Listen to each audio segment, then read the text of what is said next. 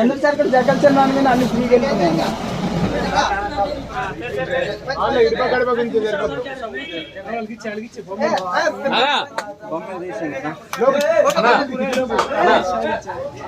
వెనక్కి పట్టండి, పట్టకండి.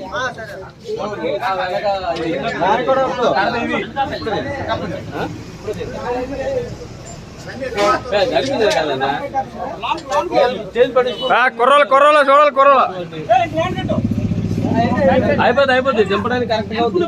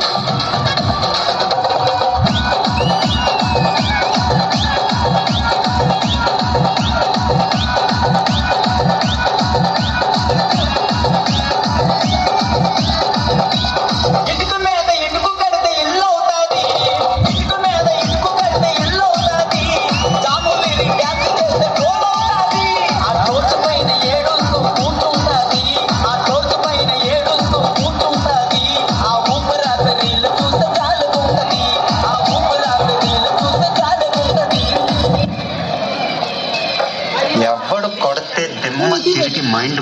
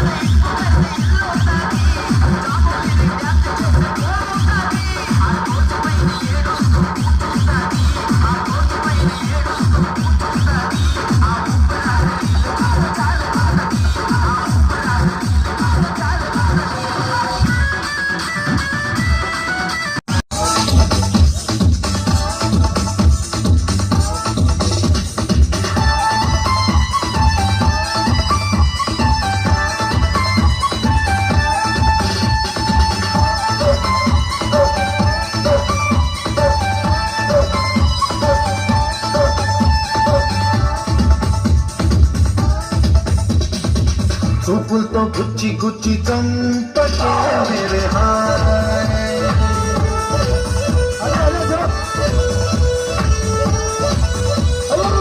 గుండెల్ని గుల్ల చేసి జారకే మేరే హాయ్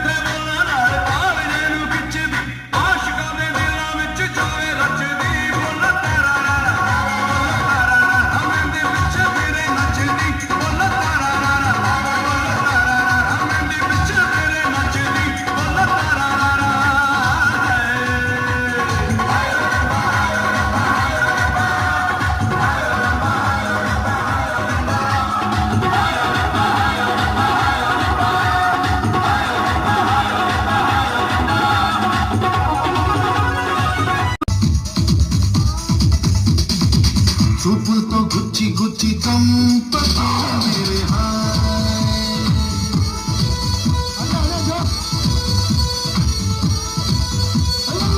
గుండెల్ని గుల్ల చేసి జారకే మేరే హాయ్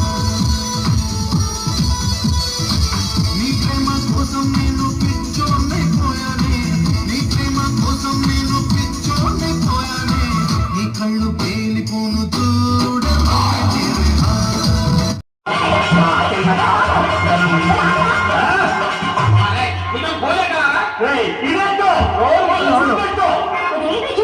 హాయ్ చూపెట్టడం కాదు, మీరు చేసిన పనికి చిరాకు కలిగి మిమ్మల్ని ఇంగ్లీష్ లో తిట్టారు.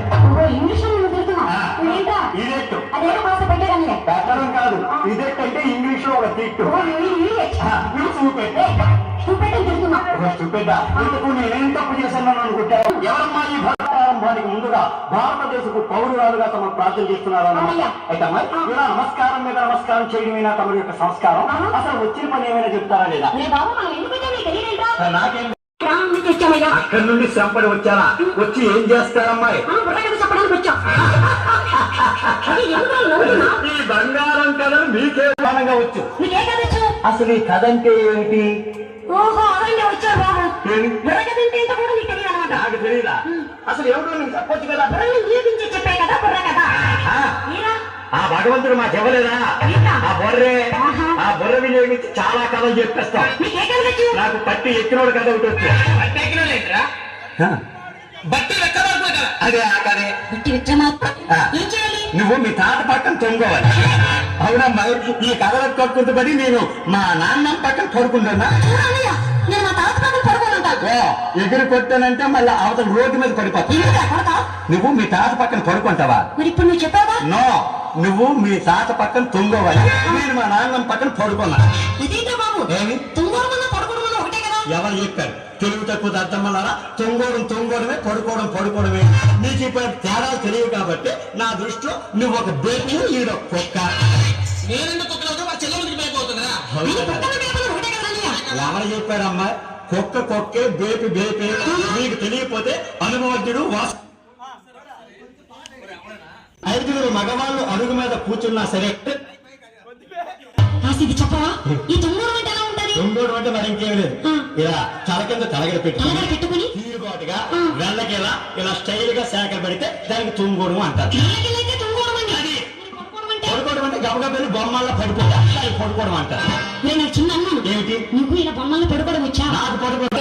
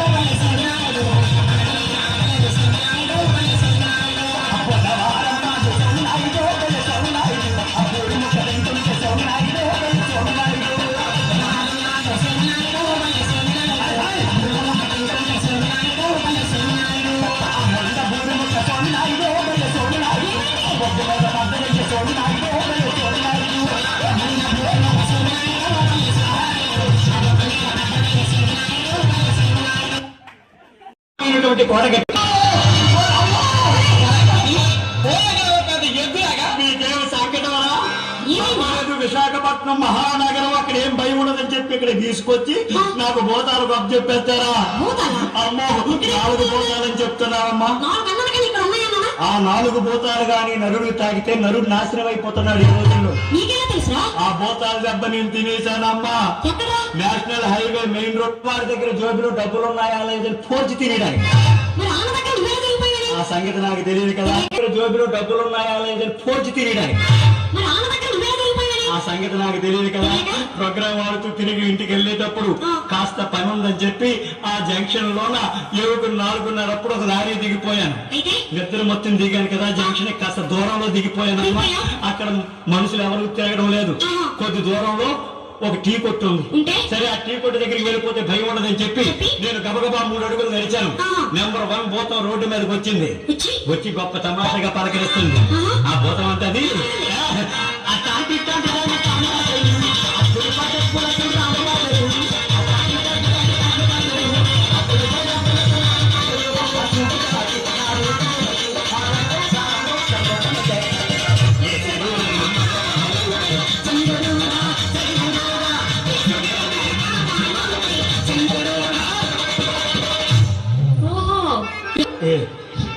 ఏం అలా వెళ్ళిపోతున్నావు? నేను అపర్ణాను. 20 ఎవరు కదా. అమ్మో 20 అన్నది అదంతేనే కాటోలు పెట్టేస్తుందో వచ్చింది. అమ్మో చెవులోనే సీక్రెట్ చెప్పేస్తుంది. ఆ భూతం అంటది, రాపర్సన్న పెట్టింది రాజు గంగరాజు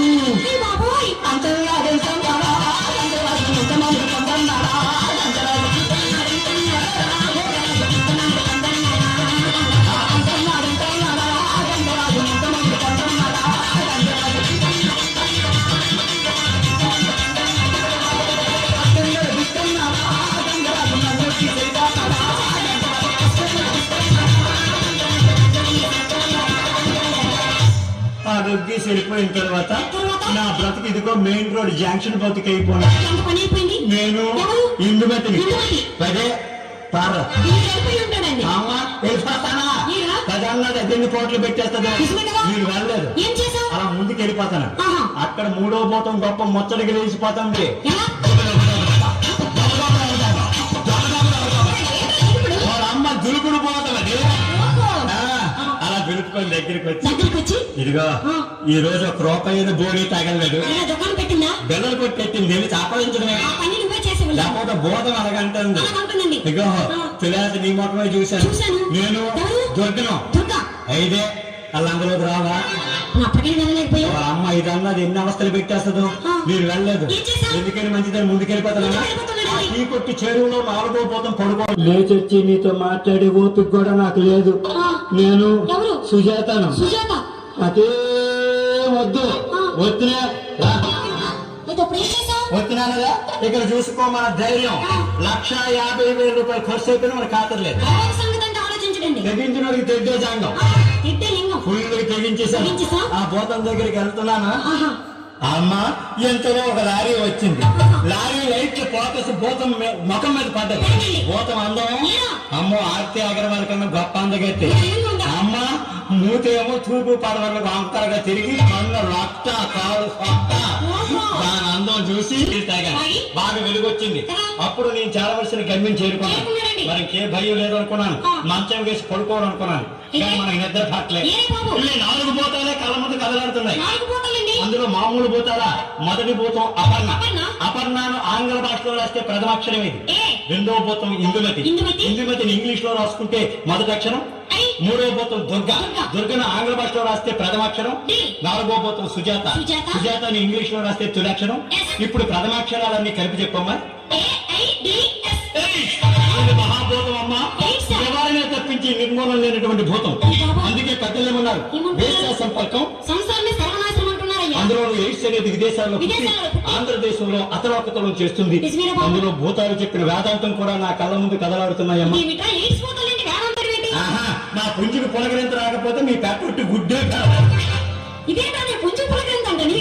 పెట్ట గుడ్డు పెట్టాలంటే మా పుంజుకి పులకరింత కంపల్సరీగా రావాలి. తెలీదా? అది ఒక పని చేయి. నువ్వు ఒక 5 నిమిషాలు కోడి పెట్టవనుకో. నీకు పులకరింత తెలియదు కదా. మరి పులకరింత తెలిసిన వాడిని కాబట్టి నేను పుంజను. నువ్వు పెట్టవు, నేను పుంజను. ఈ పెట్ట పుంజు పెంచుతున్న యజమాని వీడు అనుకున్నావు. ఒరే, ఈ పెట్ట పుంజు నీ సొంతమే కదా? అవును కదా. ఇవి సాయంకాలం వరకు అతను వేసుకొని సాయంకాలం తమరు ఇంటికి వచ్చాయనుకో అనుకో, అప్పుడు తమరు ఏం చేస్తారు? ఏం చేస్తాను? వేరువేరుగా మూసేస్తాను. చూడండి ఈ కుటుంబాలు ఇరిపేసిన గుణం. లేకపోతే పెట్ట పుంజు ఇంటికి వస్తే వేరు వేరుకు పూసేస్తావా? ఎంత ఉసిరమంటారా? ఆ పెట్టను చూసి పుంజు, ఈ పుంజు చూసి ఆ పెట్ట కుక్కు, కుక్కు, కుక్కు. ఏంట్రా కుక్కో? మరి దూరం దూరం అయిపోయి కదా. వేరు చేసేసాం కాబట్టి బాధపడతాయి అలా బాధపడుతూ బాధపడుతూ ఈ దొంగ కిలాడి పుంజు రాత్రి 1 గంటప్పుడు ఒక దొంగ కోత కోస్తది అని కుయ్యగానే ఈ యజమాని తెలివి తక్కువాడు తెల్లగా అయిపోయింది, తొలిపొడి పూసింది అని మూతలు లేపేస్తాడు. ఎప్పుడైతే మూతలు లేచిపోతాయో రాత్రి 1 గంటప్పుడు చిరుచీకటితో పెట్ట పుంజు అతనికి వస్తాయి. అందమైన పెట్టను చూసి ఈ దొంగ కిలాడి పుంజు రెక్క కాలు కిందకి తీసి కలగరంత ప్రారంభిస్తాదమ్మా.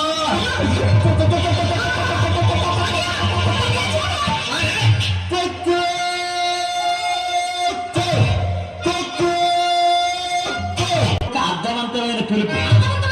ఇందులో గొప్ప అర్థం ఉంది. అంటే ఆ పిలుపు విని మీ పెట్ట గొప్ప తమాషా గెలిపొస్తుంది.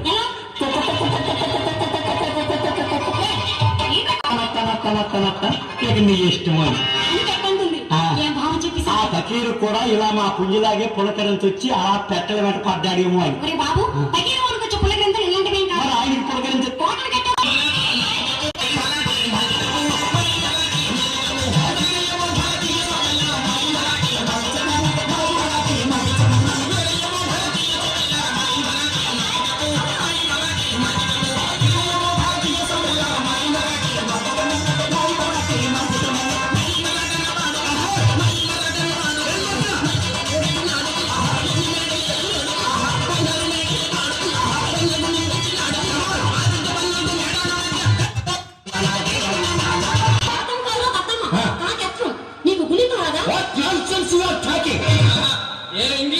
ఎంత చక్కగా మాట్లాడుతుంటే నన్ను పట్టుకొని నీ గుణంతాలు రావడం అంటావా? నేను చదువుకోలేదు అనుకున్నావా? గొప్ప చదువు చదివిస్తాను. ఎంత చదివేటి? 5వ తరగతి నుండి 1కి వెళ్ళాను. 1వ తరగతికి అమ్మ బడి వయసు అయినటువంటి 5 సంవత్సరాలప్పుడు బడిలోకి వెళ్తే ఎవరైనా తవరైనట్టే చదువుతారు. 5 సంవత్సరాలప్పుడు బడిలో పోలే. 19 సంవత్సరాలు నిండిపోయింది. నేను ఊరి మీద పడ్డాను, బీట్లు పడ్డానికి. ఇలాంటి పిల్ల కనిపించాలి కానీ మనం ఇడియట్. చూపులతో గుచ్చి గుచ్చి